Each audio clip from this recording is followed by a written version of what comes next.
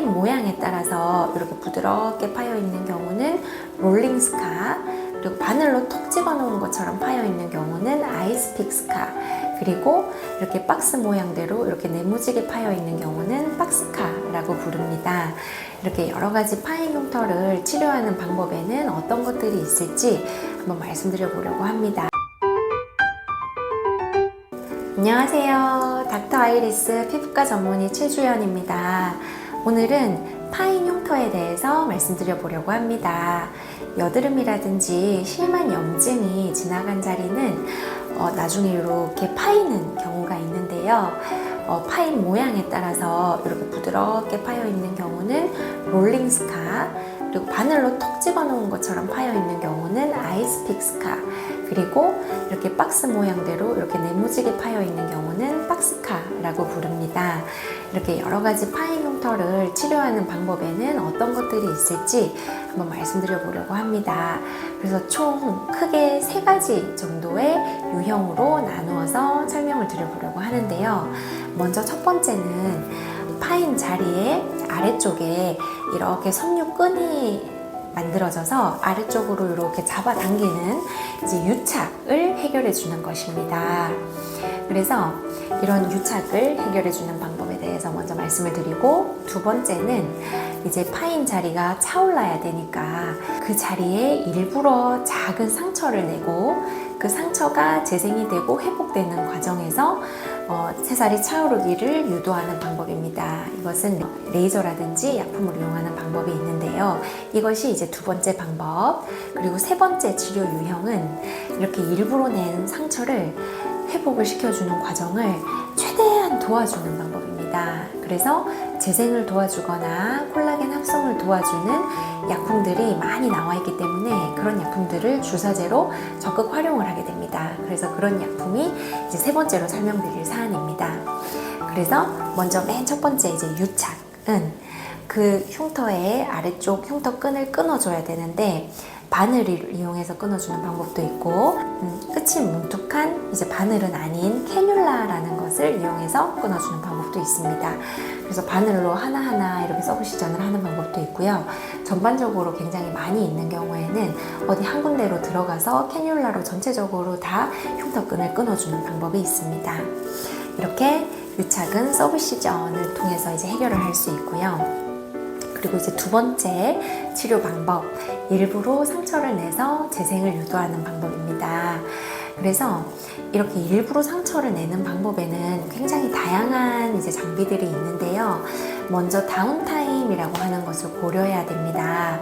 다운타임이 뭐냐면 레이저를 하고 나서 만약에 딱지가 생겼다 하면 그 딱지가 떨어지고 아무는데 걸리는 시간, 그리고 레이저를 하고서 붉은기가 많이 생겼다 하면 붉은기가 가라앉고 사라져서 원래 피부색으로 돌아오는 시간, 이런 식으로 이제 레이저 후에 이제 발생한 현상이 이제 가라앉는데 걸리는 시간인데요. 이 다운타임이 1, 2주가량으로 굉장히 긴 치료도 있고 한 3, 4일, 4, 5일이라는 정도로 좀 짧은 치료들도 있습니다.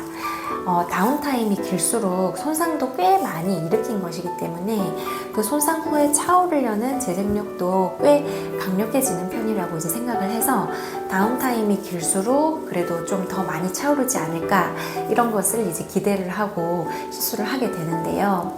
다운타임이 긴 치료들은 이제 CO2 프락셀이라고 해서 피부에 이렇게 격자 모양으로 딱지를 딱 만들어서 이게 모래알 같은 딱지들이 조금씩 떨어져 나가고 재생되는 과정에서 살이 차오르기를 유도하는 방법이 있고요.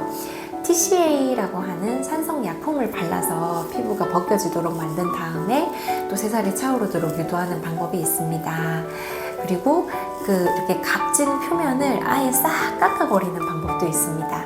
그래서 이러한 치료들은 회복에 한 일주일에서 2주가량 꽤 소요되는 편이기 때문에 다운타임이 약간 긴 편에 속하고요. 다운타임이 짧은 치료는 이제 피코프락셀이라든지 바늘 고주파와 같은 치료들이 있습니다. 피코프락셀은 1064 엔디아그 레이저인데 이제 그 펄스 폭이 이제 피코초로 굉장히 짧은 이제 레이저가 있습니다. 그래서 매우 빠른 초 안에 착착착착 이제 손상을 주기 때문에 그 열 데미지가 좀 훨씬 적을 것이라고 생각을 해서 이제 다운타임이 좀 빠른 편인데요. 이제 피부 표면에는 상처가 많이 나지 않는 편이고 현미경으로 들여다봤을 때 생기는 아주 작은 이제 손상들이 있습니다. 그래서 아주 작은 빈 공간들을 만들어서 그것을 이제 LIOB라고 부르는데요. 이렇게 작은 상처들을 우리 피부가 이제 회복시키는 과정에서 재생이 일어나서 차오르는 것을 이제 유도하게 됩니다. 그리고 피부 불확실을 하고 나면 꽤 붉은기가 생기지만 생각보다 정말 하루가 다르게 붉은기가 약간 좋아지는 면이 있고요. 어떤 분들은 이제 붉은기만 생기고 어떤 분들은 약간 가렵고 조그만한 고름 물질, 농포라고 하는 것이 몇 군데 생기기 때문에 그것은 이제 사람마다 반응이 약간 다를 수 있고 이제 그런 것들은 치료를 하면서 사전에 다 설명을 드리게 됩니다. 그리고 이제 바늘 고주파라고 하는 거는 이제 시크릿이라든지 포텐자 이런 아이들이 이제 유명한데요. 피부 속으로 바늘이 들어가서 안에서 고주파를 쏘고 나옴으로 해서 그 고주파의 영향으로 이제 새살이 차오르는 것을 유도하는 치료를 말합니다. 그래서 바늘 고주파도 약간 붉으스름한 색깔이 이제 한 2-3일 정도 가는 경우가 많고요. 어떤 분들은 조금 이제 농포가 생기기도 합니다. 그래서 저는 사실 다운타임이 짧은 치료를 선호하는 편입니다. 이게 다운타임이 길수록 재생도 조금 많이 될 수 있을 거라고 추측을 하기는 하나 이제 사람에 따라서는 재생력이 굉장히 많이 다른 편이고 이제 다운타임이 길수록 어쨌든 조금 치료 후에 고생스러운 면이 있어서 저는 다운타임이 약간 짧은 치료 위주로 이제 치료를 해드리는 편이고요. 그리고 이제 세 번째로 아까 말씀드렸던 재생을 도와주는 약품을 적극 활용하는 방법입니다. 먼저 이제 PDRN이라고 하는 약품이 있는데요. 이것은 이제 상처 회복과 재생을 위해서 굉장히 오랜 기간 많이 사용된 안전한 약품입니다. 그래서 여러 가지 지병이 있으시다든지 상처가 너무 오래됐는데 안 차오르는 경우에 PDRN을 주사해주면 그래도 빠른 시일 내에 새살이 더 잘 차오른다는 것은 많은 연구를 통해서 정말 많이 알려져 있습니다.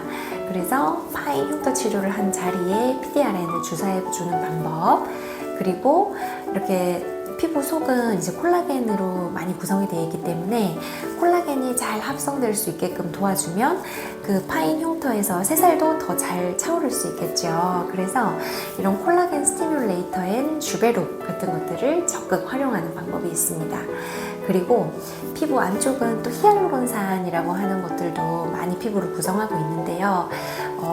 뭐 보습 성분이라든지 뭐 물광 주사라든지 뭐 리쥬란 HB 플러스라든지 이런 애들도 다 히알루론산을 포함하고 있죠.